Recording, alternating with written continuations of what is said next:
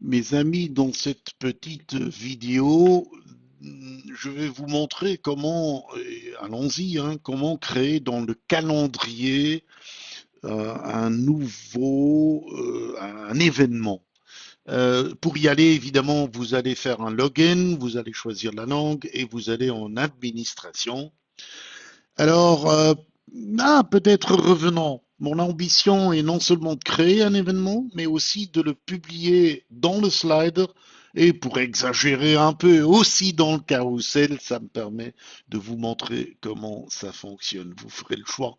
En temps voulu, on va aller en administration du calendrier, où on retrouve la liste de tout ce qui a déjà été créé. Vous pourrez, euh, après coup, modifier s'il le faut. Vous pourrez voir les participants. Je ne vais pas insister maintenant parce que je veux focuser sur la création.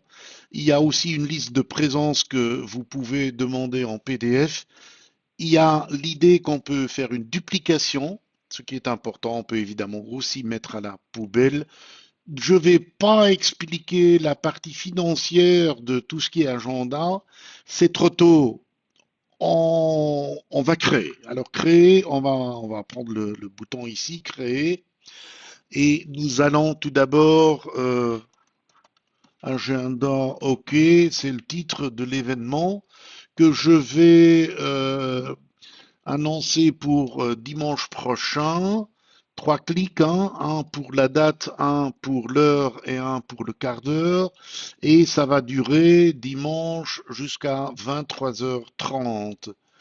Ça sera une présence dans une réunion statutaire. Cela aussi, c'est pour les calculs. Je vais me contenter ici de faire la création. Alors ici, je dois vous dire, si vous avez pas encore regardé la petite vidéo qui dit les données défauts du club, les données défauts du club, c'est une petite vidéo que vous devez aller voir, si possible avant de finir celle-ci, parce que l'emplacement, ici, je peux dire, c'est le restaurant où on va toutes les semaines. Et ça, c'est préencodé dans les défauts. Vous trouverez ça dans une autre vidéo. Je peux coller ici, en partant de Word ou n'importe, des commentaires et choisir la personne du club, évidemment, qui est en train d'organiser tout cela. Il me suffit de taper deux, trois lettres pour que le filtre me donne la personne du club qui correspond et je peux, même plus qu'une personne, sauvegarder cette première partie qu'il faut définir à la création d'un événement en calendrier. Première partie qui est la partie générale. Alors nous avons la partie contenu qui vous permet de ajouter tout cela aussi. C'est classique. C'est donc d'abord l'image principale et un petit texte en édition, je peux faire cela.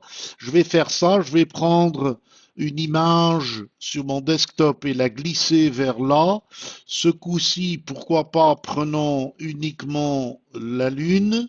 On va couper ça, on va ajouter un titre et on va coller du texte pour sauvegarder. Ceci n'est que l'image et le texte primaire.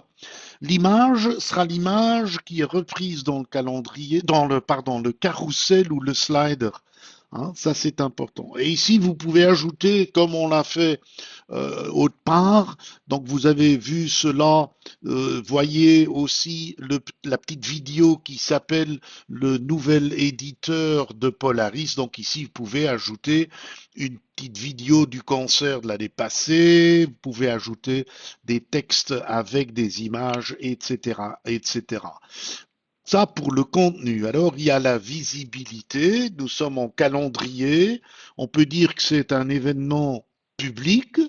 Hein, vous avez les autres étapes que j'ai déjà décrites, mais qui sont décrites dans une vidéo visibilité qui explique le tout. Ici, je vais passer très vite et je vais donc demander dans ma propre unité de publier deux fois et de faire cela jusqu'à dimanche. Hein.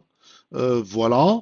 Et j'aurais pu aussi faire cela dans le multidistrict. Il y a deux possibilités.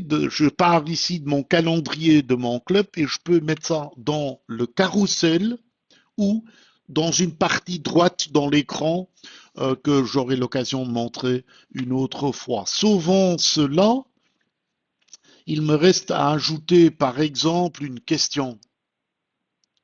Alors la première question dans l'énumération des questions est triviale, elle est automatique. C'est est-ce que vous voulez participer? Mais je peux ajouter une question et la question peut être du vin, vous en voulez ou pas, et je peux dire que il faudra répondre, donc que c'est obligatoire et que la réponse est du texte ou un choix multiple, choix unique. Hein, si c'est choix multiple, vous devez donc aussi encoder les 21 et ajouter peut-être 22, hein, voilà, et nous pourrons sauvegarder cela. Et nous avons donc deux questions. Je vais juste vous montrer, je ne vais pas insister, on aurait pu créer encore une autre question qui serait montrée dans le dialogue conditionnellement. Si par exemple une autre question, par exemple une question peut être euh, est-ce que vos enfants vont accompagner? Vous allez répondre oui ou non. Si vous répondez oui, montrez la question combien d'enfants vont venir. Des choses comme ça. Alors toujours est-il, allons voir un peu, parce que ça c'est important maintenant, on a créé cet événement, est-ce qu'on le retrouve ici? J'espère qu'il est déjà publié, le voilà. L'agenda OK, c'est une possibilité de retrouver. Il faudrait aussi trouver ici, en cliquant sur le texte où là on peut y arriver.